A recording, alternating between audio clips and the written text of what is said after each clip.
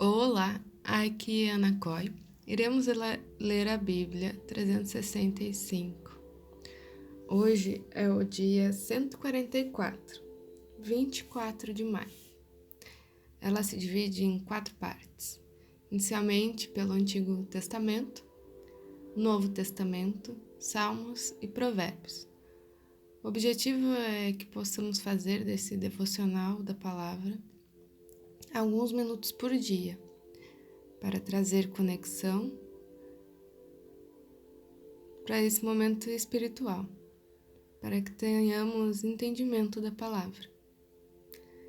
Então, nesse momento, escolha um local confortável, de preferência em silêncio, para que você possa desfrutar desse momento em Cristo.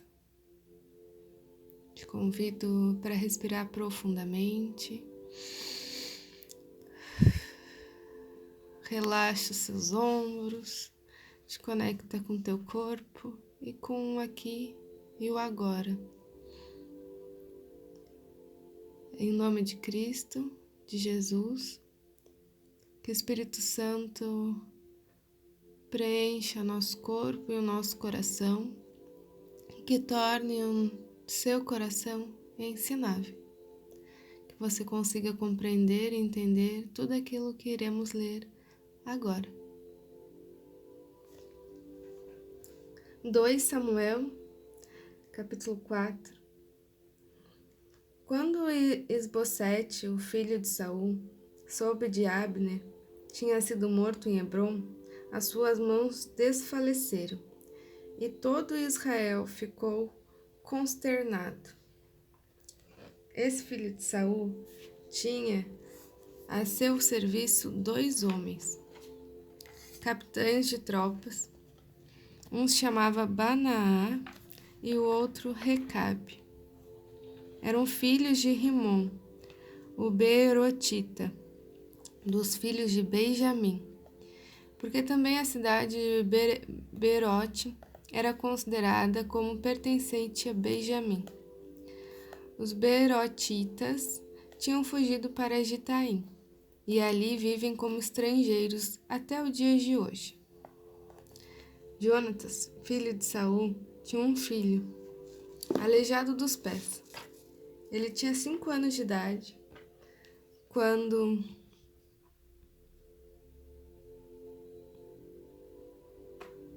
Jezreel chegaram as notícias da morte de Saul e de Jonatas. Então sua ama o pegou e fugiu. Aconteceu que, apressando-se ela a fugir, ele caiu e ficou manco. Seu nome era Mefibosete. Recabe e Banaá, filhos de Rimom, Beerotita, chegaram à casa de Isbosete no maior calor do dia, estando este a dormir ao meio-dia. Ali entraram para o interior da casa como vindo buscar trigo, e o feriram na barriga. Depois Recabe e Baaná, seu irmão, fugiram. Eles tinham entrado na casa e quando Isbosete estava deitado em sua cama, no quarto de dormir, feriram e o mataram. Depois cortaram a cabeça dele e a levaram, andando a noite toda pelo caminho da planície. Levaram a cabeça de Isbosete ao rei Davi, em Hebrom, e lhe disseram: aqui está a cabeça de Isbosete, filho de seu inimigo Saul, que queria matá-lo. Assim, hoje, o Senhor Deus vingou o rei, meu senhor de Saul, e da sua descendência. Porém, Davi respondeu a Recabe e a Baaná,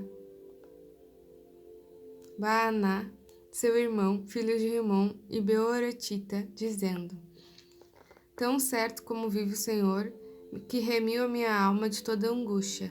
Quando alguém me trouxe a notícia que Saul estava morto, pensando que me trazia uma boa notícia, como recompensa eu o agarrei e matei, em Ziclag. Muito mais agora que homens perversos mataram um homem justo, em sua casa, deitado no seu leito. será que eu não requereria o sangue dele nas mãos de vocês e não os terminaria na face da terra? Então Davi deu a ordem aos seus moços, e eles mataram Recabe e Baaná. Depois cortaram as mãos e os pés deles e o penduraram junto à cisterna de Hebrom.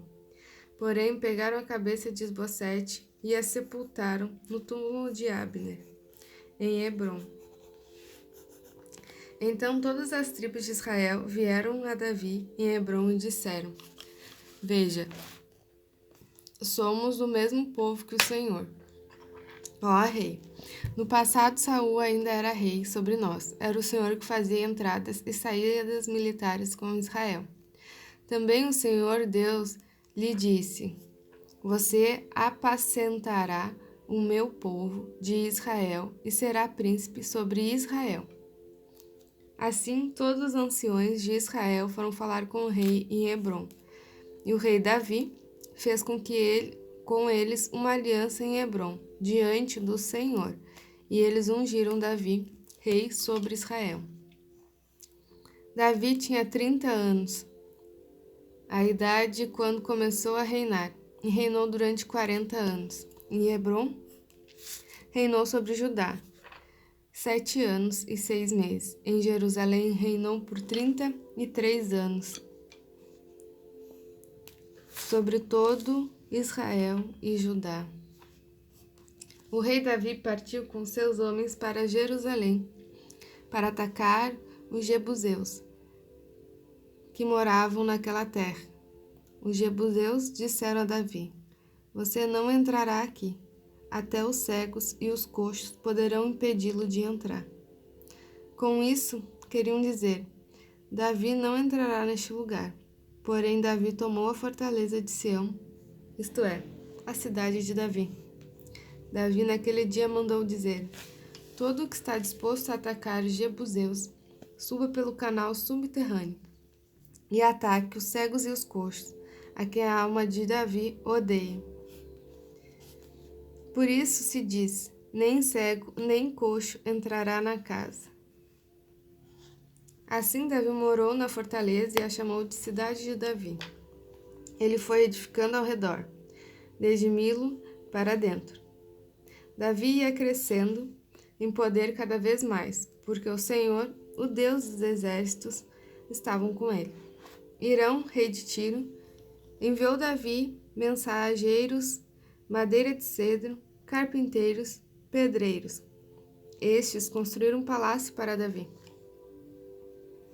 Então Davi reconheceu que o Senhor o havia confirmado como rei sobre Israel e tinha exaltado o seu reino por amor do seu povo de Israel. Davi tomou mais concubinas e mulheres de Jerusalém. Depois tinha vindo de Hebrom e nasceram-lhe mais filhos e mais filhas.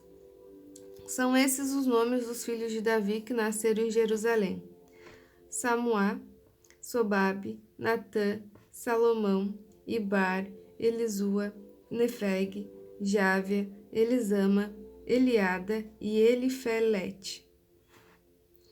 Quando os filisteus ouviram que Davi tinha sido ungido sobre rei de Israel, subiram todos para prendê-lo. Quando soube disso, Davi desceu para a fortaleza. Mas os filisteus vieram e se espalharam pelo vale dos Refaíns. Então Davi consultou ao Senhor, dizendo: Devo atacar os filisteus? Tu os entregarás nas minhas mãos? O Senhor respondeu: Vá, porque certamente entregarei os filisteus nas tuas mãos. Então Davi foi até Baal-Perazim e os derrotou ali e disse: O Senhor rompeu as fileiras inimigas diante de mim, como as águas romperam barreiras. Por isso chamou aquele lugar de Baal-Perazim. Os filisteus deixaram lá os seus ídolos. E Davi, os seus homens, os levaram embora. Os filisteus tornaram a subir e a se espalhar pelo vale dos Refaíns. Davi consultou o Senhor, e este lhe respondeu: Não os ataques de frente, mas os rodeie por detrás deles e ataque-os por diante das amoreiras. E quando você ouvir um barulho de marcha pelas copas das amoreiras, entre logo em ação. É o Senhor que saiu à sua frente para atacar o exército dos filisteus. Davi, como o Senhor lhe havia ordenado, atacou os filisteus desde Geba até Gezer. Mais uma vez, Davi reuniu todos os escolhidos de Israel, em números de 30.000. Davi se levantou e, com todo o povo que tinha consigo, partiu para Baalá de Judá, para de lá trazer a arca de Deus, diante da qual se invoca o nome do Senhor dos Exércitos, que se assenta acima dos querubins.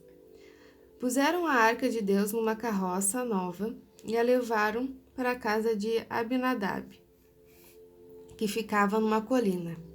Uzá e Aiô, filhos de Abinadab, conduziram aquela carroça.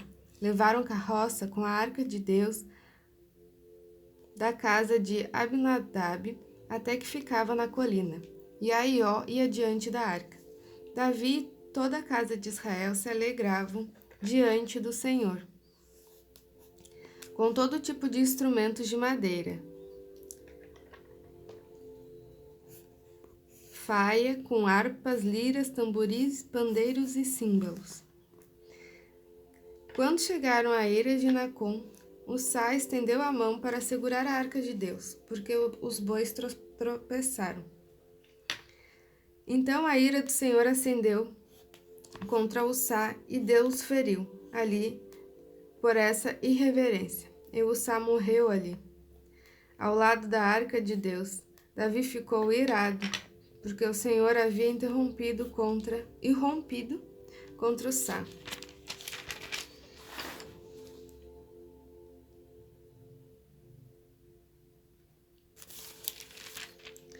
E chamou aquele lugar de Pérez-Uzá, até o dia de hoje. Naquele dia, Davi teve medo do Senhor e disse: Como poderei levar comigo a arca do Senhor? Davi não quis levar a arca do Senhor para junto de si na cidade de Davi, mas fez com que fosse levada para a casa de Obed-Edom, o geteu. Assim, a arca do Senhor ficou na casa de Obed-Edom, o geteu, durante 3 meses. E o Senhor o abençoou e a toda a sua casa. Avisaram o rei Davi, dizendo: O Senhor abençoou a casa de Obed-Edom e tudo o que ele tem, por causa da arca de Deus. Então Davi foi e com alegria trouxe a arca de Deus da casa de Obed-Edom, a cidade de Davi. Quando os levavam, a arca do Senhor tinha dado 6 pás. Davi sacrificava um boi, um animal e um animal gordo. Davi dançava com todas as suas forças diante do Senhor. Ele estava cingido de uma estola sacerdotal de linho. Assim, Davi, com todo Israel, levou a arca do Senhor com júbilo e ao som das trombetas. Quando a arca do Senhor estava entrando na cidade de Davi, Mical, filha de Saul, olhou pela janela, e ao ver rei Davi, que ia saltando e dançando diante do Senhor, ela o desprezou em seu coração. Levaram a arca do Senhor e a puseram no seu lugar, no meio da tenda que Davi tinha preparado para ela. Então Davi trouxe holocaustos e ofertas pacíficas diante do Senhor. Depois de trazer os holocaustos e as ofertas pacíficas, Davi abençoou o povo em nome do Senhor dos Exércitos e repartiu a todo o povo e a toda a multidão de Israel, tanto homens quanto mulheres, a cada um bolo de pão, um bom pedaço de carne e passas. Então todo o povo se retirou, cada um para sua casa.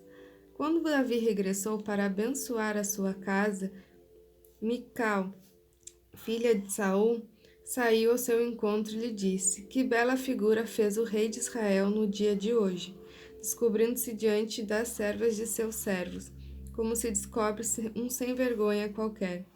Mas Davi disse a Mical: Eu fiz isso diante do Senhor, que me escolheu em lugar de seu pai e toda a casa dele, ordenando que eu fosse príncipe sobre o povo do Senhor, sobre Israel. Foi diante do Senhor que me alegrei. E me farei ainda mais desprezível e me humilharei aos meus próprios olhos, quando as servas de quem você falou, serei honrado por elas. Mical, filha de Saul, não teve filhos, até o dia de sua morte. É assim que eu me sinto. Eu fico alegre e danço quando o Senhor está presente, como agora, neste momento. Vamos começar João, capítulo 13, versículo 31. Quando Judas saiu, Jesus disse: Agora foi glorificado o Filho do Homem, e Deus foi glorificado nele. Se Deus foi glorificado nele, também Deus o glorificará nele mesmo, e ele o glorificará imediatamente. Filhinhos, ainda por um pouco estou com vocês. Vocês vão me procurar, mas o que eu disse aos judeus também agora digo a vocês. Para onde eu vou, vocês não podem ir. Eu lhes dou um novo mandamento, que vocês amem uns aos outros. Marca isso aí. Que vocês amem uns aos outros. Assim como eu os amei. Outra cor. Para grifar.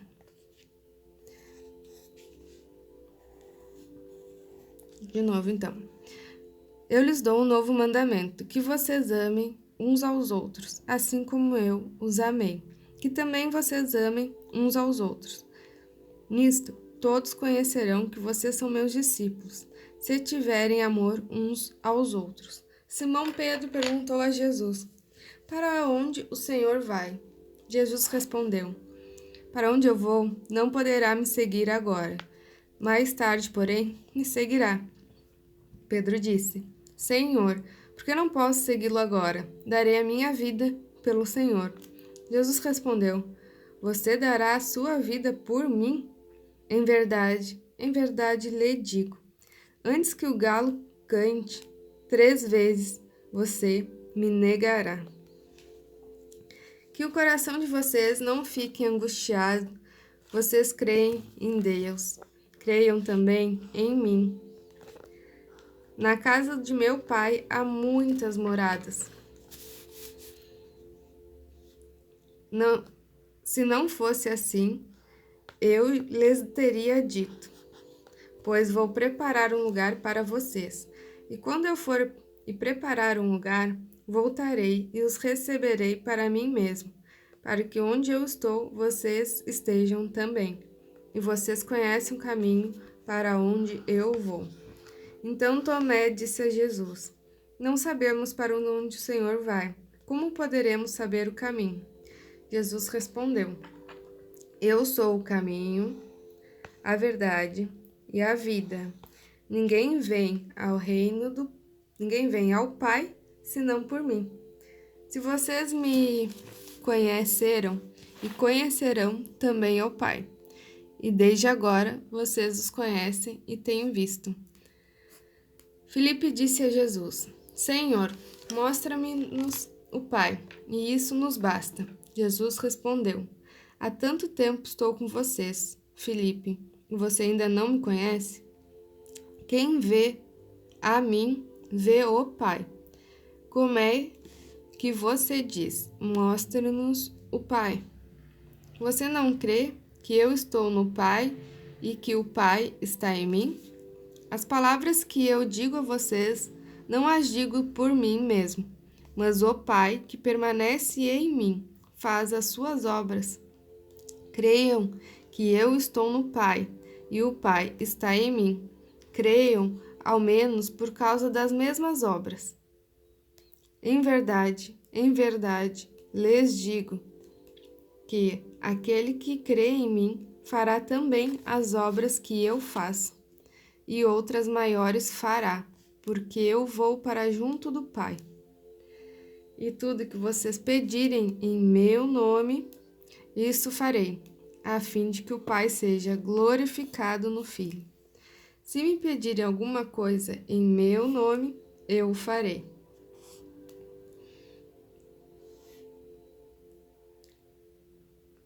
Finalizamos e agora vamos ao Salmo 110. Gimel. Seja generoso com o teu servo, para que eu viva e observe a tua palavra. Desvenda os meus olhos para que eu contemple as maravilhas da tua lei. Sou peregrino na terra, não escondas de mim os teus mandamentos. Consumida está a minha alma por desejar incessantemente os teus juízos.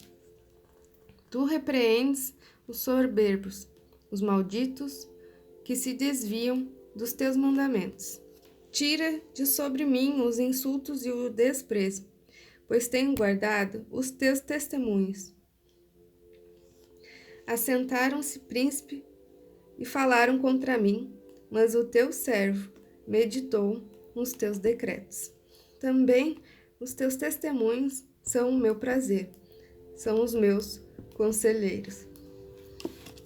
Dá-la-te, a minha alma está apegada ao pó. Vivifica-me segundo a tua palavra. Eu te expus os meus caminhos e tu me respondeste. Ensina-me os teus decretos. Faze-me compreender o caminho dos teus preceitos e meditarei nas tuas maravilhas. A minha alma se consome de tristeza. Fortaleça-me segundo a tua palavra.